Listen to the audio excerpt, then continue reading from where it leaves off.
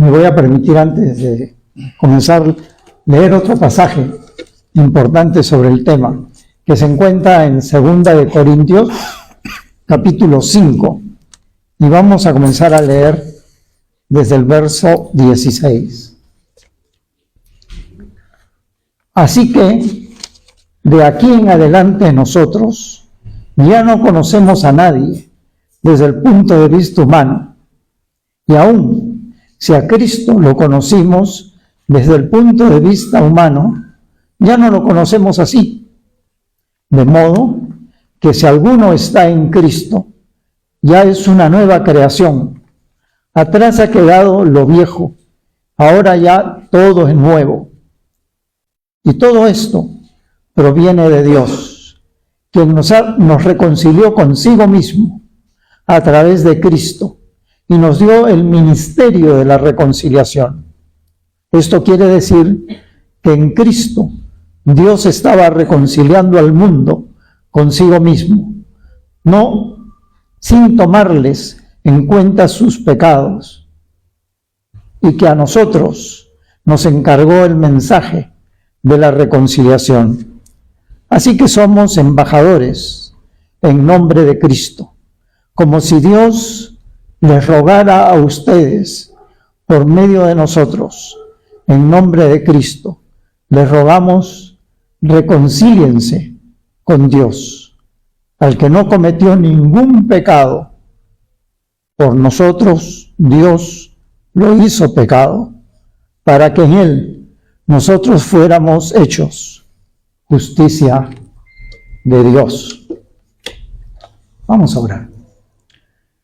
Señor, humildemente te rogamos que tú nos hables a través de tu palabra, que los dichos de mi boca y la meditación de mi corazón sean gratos delante de ti. Oh Señor, roca mía y redentor mío. Amén. Como ustedes saben, estuve invitado la semana pasada, ha sido, a la iglesia evangélica peruana de Maranata, y me pidieron que predicara sobre la reconciliación.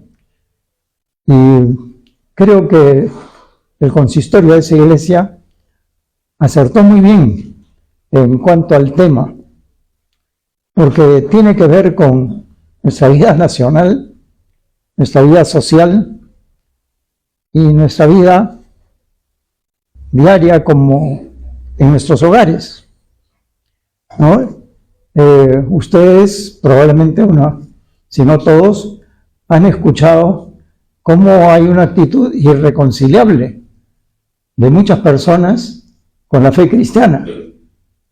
Y esto no es solamente hablar de política, pero si una ministra, que yo no conozco, se atreve a decir públicamente, ¿no?, que Dios nos ayude para que los políticos, si se incluye, no caigamos en la tentación de robar, en la corrupción. Era algo para realmente reconocer como algo bueno en un país donde la corrupción es rampante. Sin embargo, yo estaba mirando el Canal 5, lo digo, porque casi no podía creer que la señorita repitiera las cosas que le escriben sin pudor ninguno, ¿no? ¿Cómo se atreve a decir una mujer, ¿no?, que está puesta para ver las viviendas del país y las construcciones y hablar que necesitamos de Dios? Y enseguida presentan a otro señor que era un psiquiatra o psicólogo, creo. ¿Para qué necesitamos a Dios? ¿Acaso quiere decir que Él no nos dio libre albedrío? Y si tenemos libre albedrío, nosotros podemos salir de los problemas. ¿Así? Porque tenemos la capacidad en nosotros. Tú lo puedes, ¿no? ¿Y acaso es que no miran los hechos? ¿Que no ven la realidad? Que no podemos. Si pudiéramos, ya hubiéramos salido. Pero la realidad triste que nos cachetea es que no podemos. Y claro, cuando yo vengo el domingo, ¿no? Entiendo que aquí mis hermanos, mis hermanas, jamás hemos tenido ningún pleito con nadie. ¿Sí? Nunca nos hemos molestado con otra persona, ¿verdad?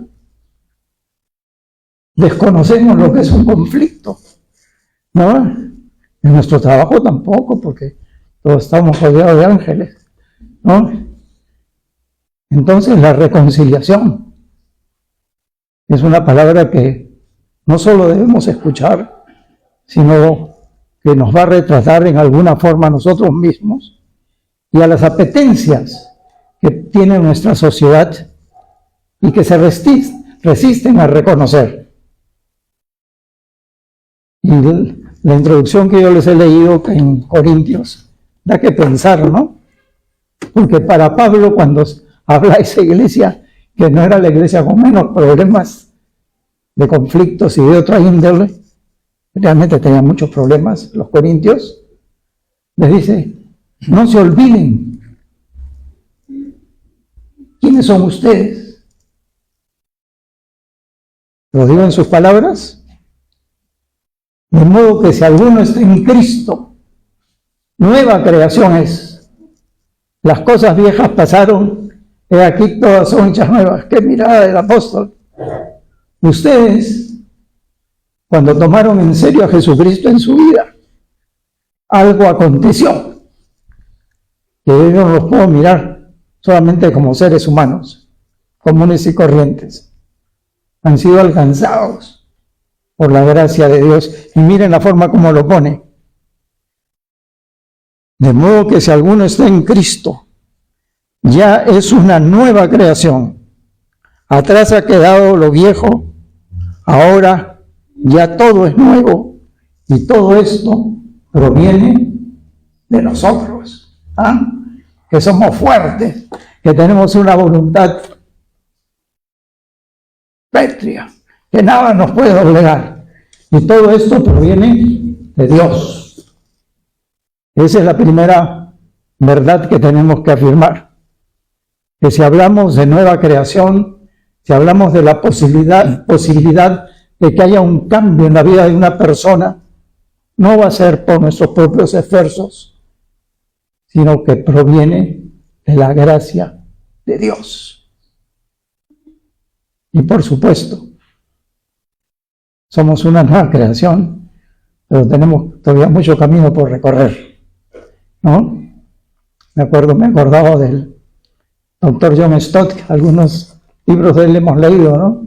Una vez está hablando y dice, estar con los santos en el cielo, esa será la gloria. Estar con los santos en la tierra, esa es otra historia, ¿no? O sea, la reconciliación siempre es importante, y más aún hay veces cuando tomamos la cena, tenemos que hacer una revisión de nuestra vida, de mirar cómo están nuestras relaciones, no solo en la comunidad cristiana, pero en nuestro trabajo, con nuestros familiares, entre padres y hijos. Es bien sensible, ¿no? Cuando uno recibe visitas y hay enemistades que se guardan en las familias. Personas que no pueden perdonar a sus padres por tal o cual cosa que pasó. Que no son ciertamente delitos ni cosas graves, sino algún acontecimiento que sucedió. Entonces, ¿qué nos dice la Sagrada Escritura? Y especialmente San Pablo, porque reconciliación es una palabra, vamos a decir, acuñada por Pablo bajo la dirección del Espíritu. Pero todos los pasajes que nos hablan de reconciliación son paulinos. En Romanos, 2 Corintios que hemos leído, en Efesios y en Colosenses, que es el que yo quisiera traer esta mañana, junto con Corintios, a la atención de ustedes. Colosenses es un pasaje que, este pasaje especialmente me acuerdo haberlo escuchado cuando era bastante joven, en una conferencia de estudiantes por un pastor presbiteriano de Canadá. Y me hizo un impacto impresionante. Los primeros 14 versículos, el apóstol habla de Dios Padre, ¿no? Y entonces cuando nos aproximamos al capítulo 1, va a decir, darán las gracias al Padre que nos hizo aptos para participar de la herencia de los santos en luz, y que también nos ha liberado del poder de la oscuridad y nos ha trasladado al reino de su amado Hijo, en quien tenemos redención por su sangre, el perdón de los pecados. Él es la imagen del Dios invisible. Y comienza con una prosa muy fuerte. Lo que destacan los estudiosos del Nuevo Testamento es que a partir del verso 15 que ustedes tienen allí, hasta el verso 20, se trata de un himno que entonaban los cristianos en la iglesia primitiva. Hoy dirían, pero ese es un himno muy teológico, hay que ser más suaves en nuestros cantos. Lo que importa es que la gente cante, y lo que se diga, aunque sea cortito, ya que cante nomás. Pero miren lo que está diciendo aquí. Él es la imagen del Dios invisible, el primogénito de toda la creación. En Él fue creado todo lo que hay en los cielos y en la tierra, todo lo visible y lo invisible, tronos, poderes, principados o autoridades. Todo fue creado por medio de Él y para Él. Él existía antes de todas las cosas y por Él se mantiene todo en orden. ¿De quién está hablando? De Cristo, de Jesucristo, de nuestro Señor y Salvador. Y luego entra la segunda estrofa. Él es la cabeza del cuerpo, que es la iglesia. Él es el principio, el primogénito, que no es el primero en este caso, sino es el que tiene toda autoridad.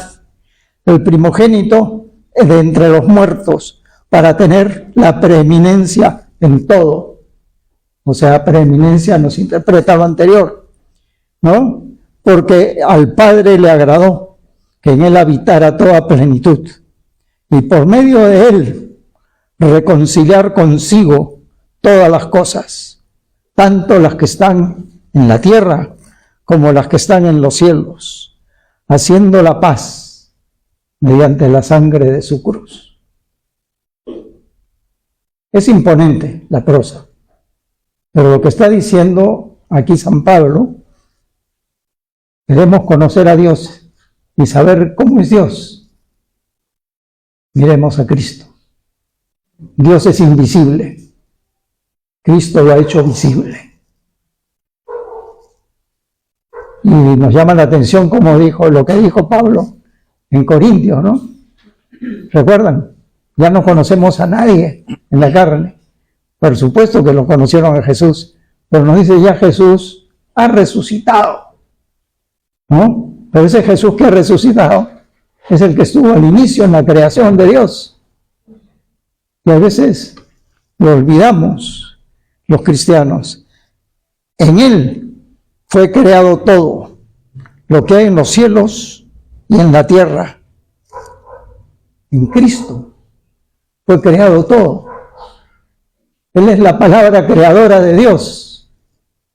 Lo visible, como nosotros que nos podemos ver, como las sillas que nos sentamos, como la belleza de los árboles afuera en nuestras palmeras, todo lo visible y lo invisible. Las células que tenemos en el cuerpo, los átomos, el universo.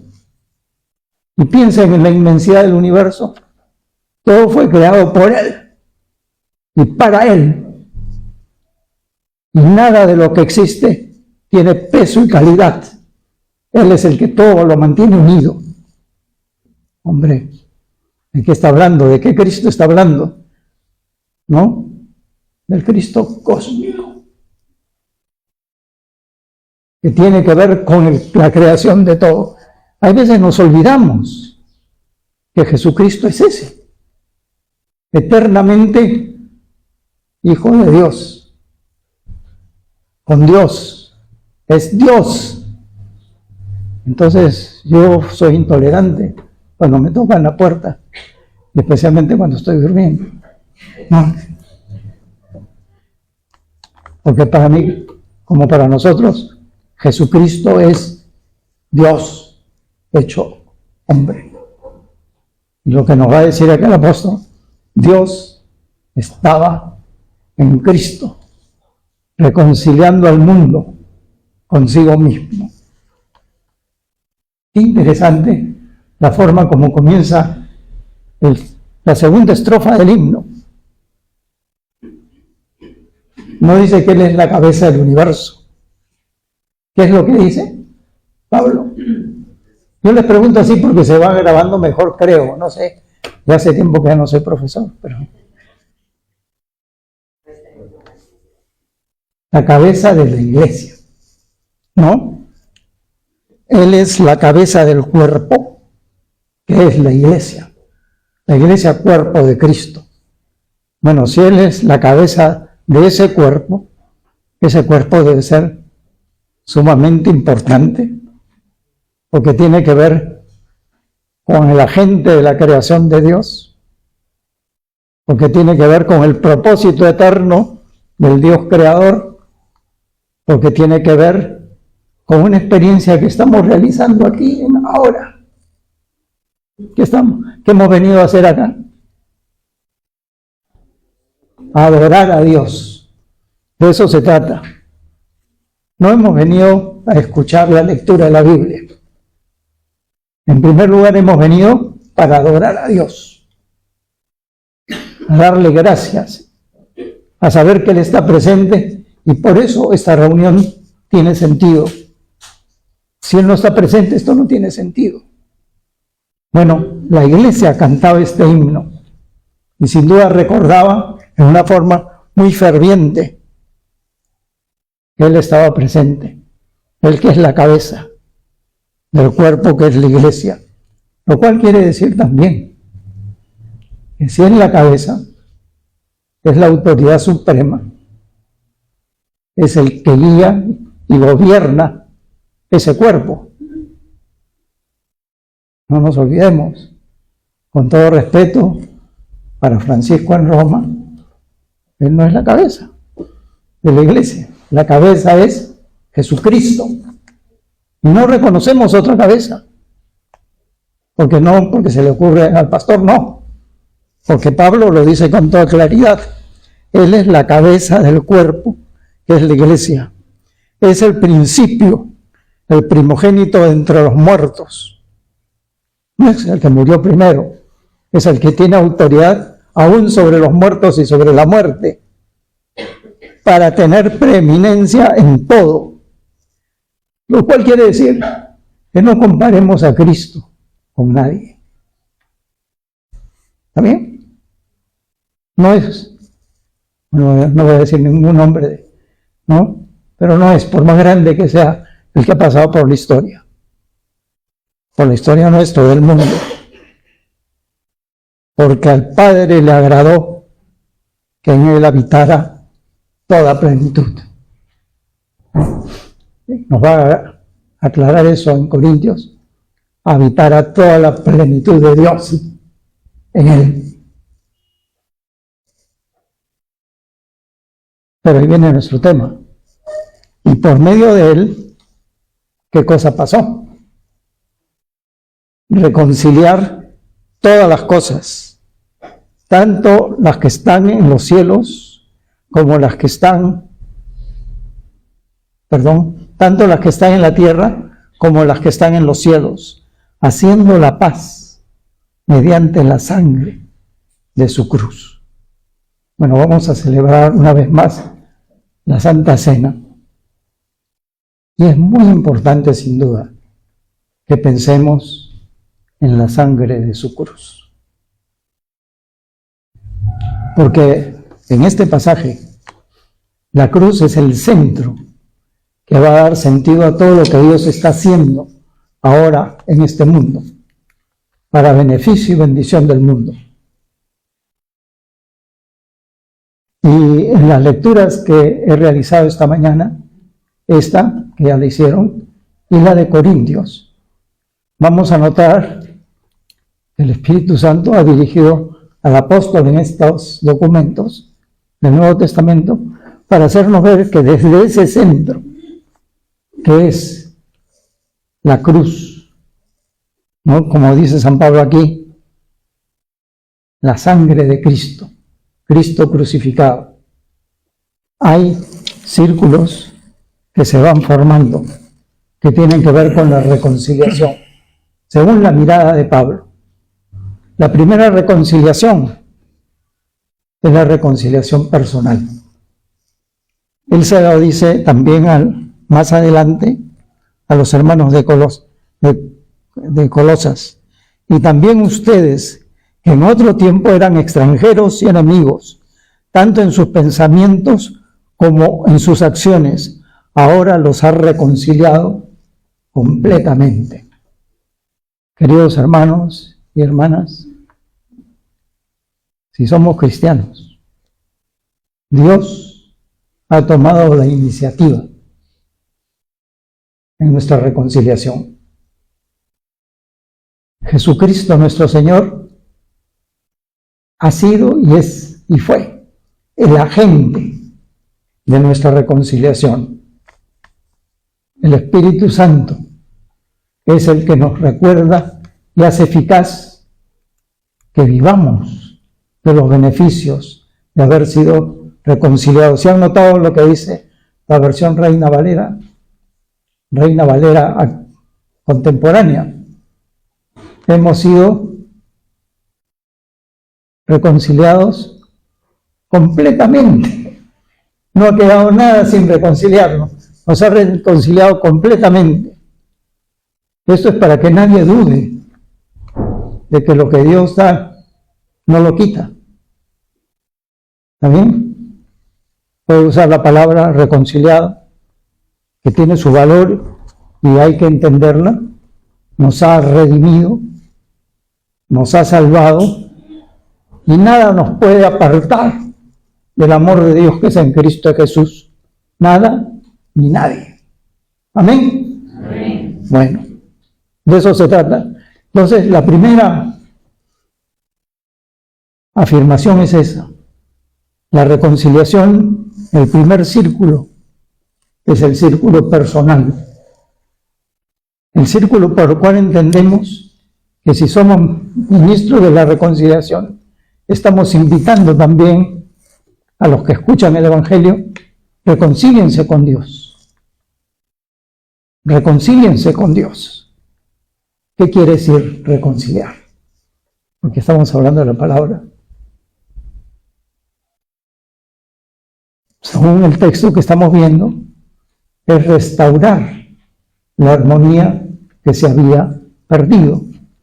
Miren, y también a ustedes, en otro tiempo eran extranjeros y enemigos, tanto en sus pensamientos como en sus acciones, ahora los ha reconciliado completamente.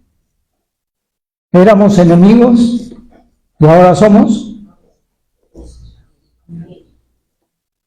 Estamos extranjeros a la realidad de Dios y ahora somos familia de Dios, hijos de Dios. Éramos enemigos, nos ha hecho sus amigos. Todo eso proviene de Dios. No es una conquista humana. Bueno, y lo ha hecho a través de su cruz. Entonces la cruz nos dice varias cosas, ¿no? La primera cosa que nos dice sin duda es que Él murió para que nuestros pecados sean perdonados. Lo primero que nos habla, la cruz nos habla de que éramos enemigos Y por ese medio, a través de la muerte de Jesucristo, la amistad ha sido restaurada.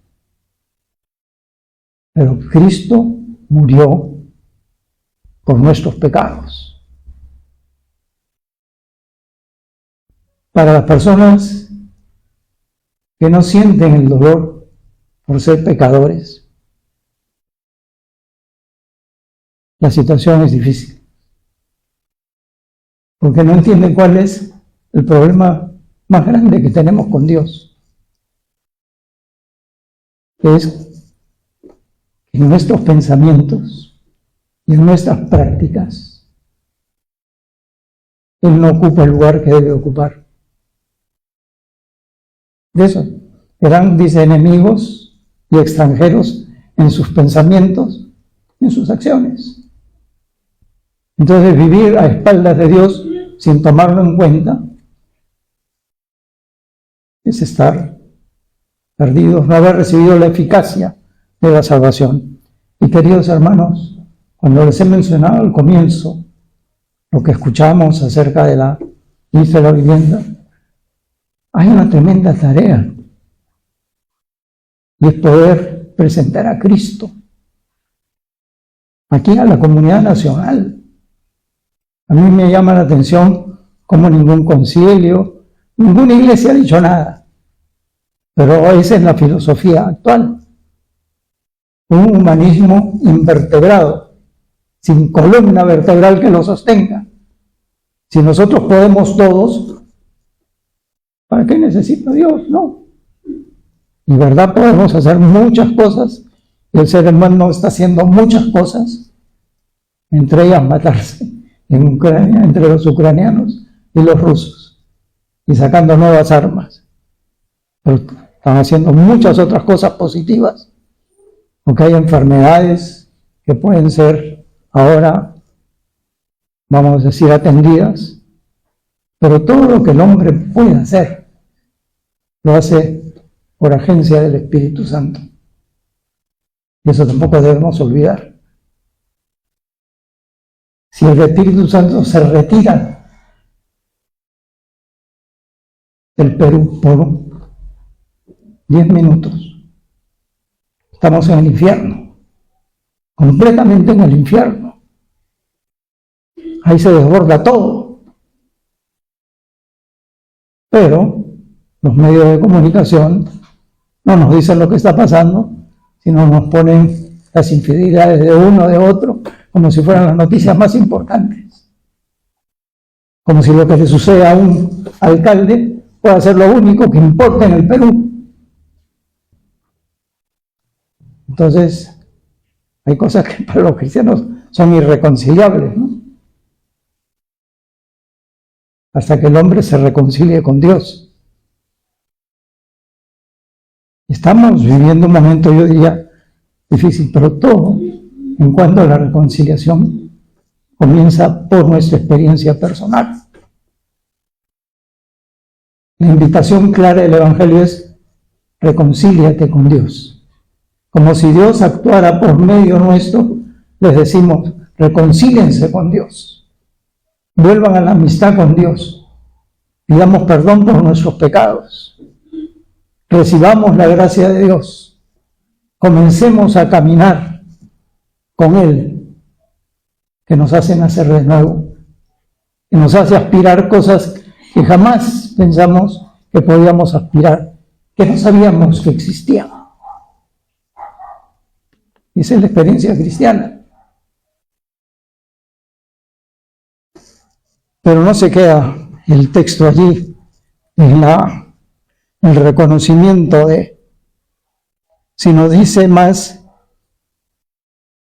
ahora los ha reconciliado en su cuerpo físico por medio de la muerte, para presentárselos a sí mismo santos, sin manchas e irreprensibles.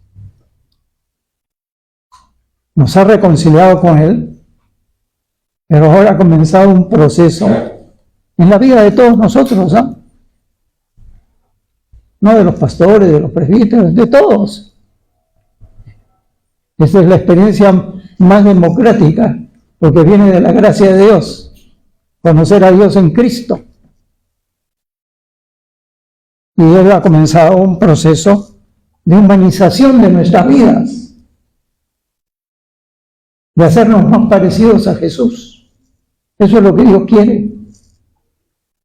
¿Cómo se va a entender eso? Por medio del amor, para presentárselos a sí mismos, santos, sin manchas e irreprensibles. Eso es lo que Dios quiere y está haciendo en cada uno de nosotros. Pero ahí viene la demanda. Enseguida viene la demanda.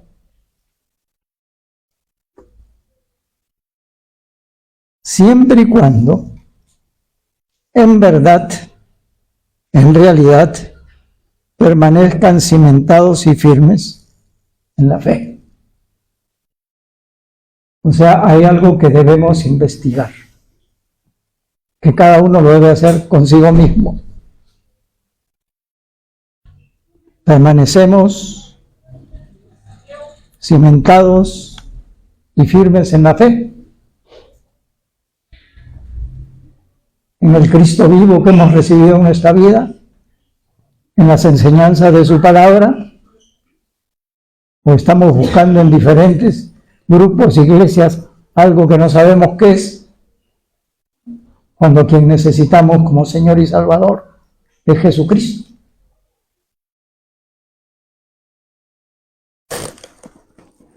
¿Cómo vamos a estar cimentados y firmes en la fe si no concurrimos a un estudio bíblico? ¿Cómo vamos a estar firmes y cimentados en la fe si solamente leemos la Biblia una vez a la semana cuando venimos a la iglesia y después la tenemos cerrada? ¿Cómo vamos a estar cimentados en la fe si pensamos que la fe es nuestro tesoro y nos callamos la boca y jamás damos testimonio de Jesucristo, de nuestra fe? Ahora no soy yo el que está poniendo las condiciones para que nos revisemos. Es San Pablo.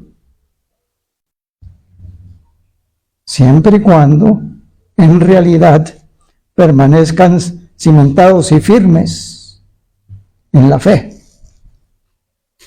Prosigue, segundo asunto, inamovibles en la esperanza del Evangelio que han recibido. La buena nueva que han recibido, la verdad de Dios que han recibido. ¿Quién es?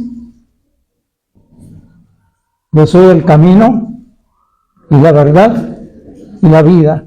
Nadie viene al Padre sino por mí. ¿Está en Él nuestra esperanza? ¿O en qué hemos puesto en qué o en quién hemos puesto nuestra esperanza? Bueno, el domingo pasado ya hubo un sermón sobre eso, ¿no? ¿Dónde está nuestra esperanza? ¿Dónde está nuestro corazón? ¿Quién ocupa el primer lugar? Entonces Pablo aquí está abriendo una puerta a los creyentes de Tesalónica y a nosotros, que nos dice que tenemos que no movernos en la esperanza del Evangelio que han recibido, y el cual se predica en toda la creación. Si la misión de la iglesia es adorar a Dios, ha estado sumamente claro en los versículos de este himno, ¿verdad? La iglesia estaba adorando. Si la misión de la iglesia es ser un cuerpo de personas que han aceptado a Cristo como Señor y que tienen que amarse entrañablemente, acá añade algo más. La iglesia tiene que predicar el Evangelio.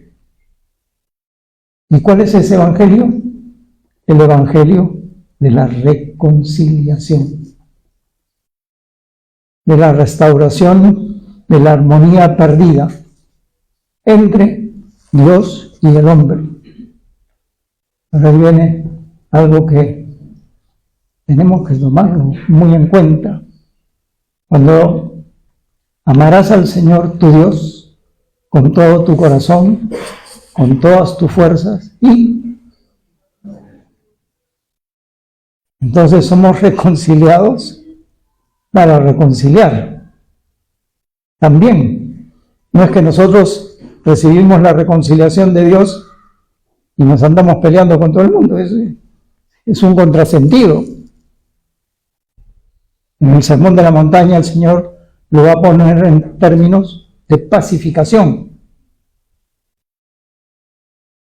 Entonces no se trata de estar en paz con Dios, sino de buscar la paz en el barrio, en la sociedad, en el país, en el mundo. Pero comienza por mí. Y mi primera comunidad es la conyugal. Ahí comienza. Y la segunda es la familiar. Y luego siguen las otras comunidades, laborales, intelectuales o culturales, si ustedes quieren. Pero como cristianos tenemos que ser agentes de paz. Yo he tenido una experiencia muy difícil esta semana, que tiene que ver con falta de entendimiento. No tengo que contarle los pormenores, pero para mí fue muy difícil porque andábamos en un camino de querer entendernos en una situación que no era de personas ajenas, sino fraternas, ¿no? Creyentes. Pero de pronto hubo un cambio y todo se anuló y yo me sentí mal. No sé, martes y miércoles estuve mal, me sentía mal. No sabía si molestarme, y claro, la tendencia era por ahí, ¿no? A querer molestarse. Pero estuve orando por mí mismo, que el Señor la madrugada del jueves, algo me pasó. Sentí que se me había desprendido el bulto, que no tenía por qué molestarme con nadie, que cada uno tomará sus decisiones, que tenía que estar en buenas relaciones con todo el mundo, ¿no? Y ya bien. Y que todos, si somos hermanos, somos amigos, y tenemos que andar bien. Ahora no tenemos que andar con esas cargas. Eso es lo que trato de decirles. El Señor quiere quitarnos las cargas, pero a veces la sostenemos, la ajustamos, en vez de quitarla. Hemos sido perdonados por Dios. En realidad no hay nada que nos puedan hacer, o que pensamos que nos puedan hacer, real o ficticiamente, nada que se compare con lo que Dios ha hecho por nosotros. Nada. Y nos ha reconciliado completamente. ¿Lo creemos? Oremos por eso esta mañana. El Señor nos bendiga y nos haga bendición. Amén.